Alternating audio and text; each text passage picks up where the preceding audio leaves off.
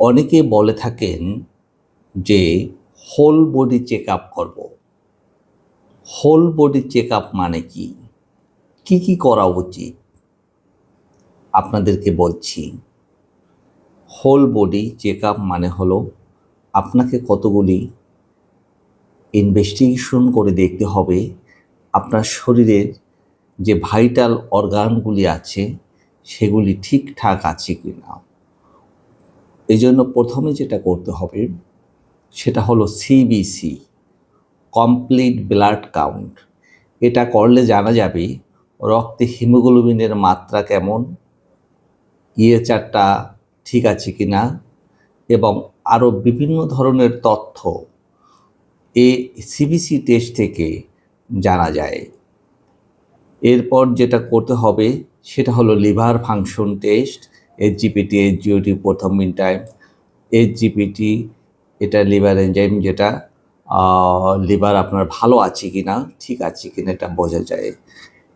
Kidney function test, এর ভিতরে আমরা সাধারণত 3টা টেস্টের কথা বলে থাকি। কিডনি ফাংশন টেস্টের ভিতরে serum creatinine level, blood urea level এবং ইউরিক অ্যাসিড লেভেল, এই 3টা সাধারণত আমরা দেখে থাকি। তাহলে বোঝা যায় যে কিডনি ভালো আছে কি না। এরপর আপনার একটা চেস্ট এক্সরে করতে হবে। এটা এ কারণে যে আপনার ফুসফুস ভালো আছে কি না। ইসিজি করতে হবে, এটা হার্ট ভালো আছে কি না সেটা দেখার জন্য।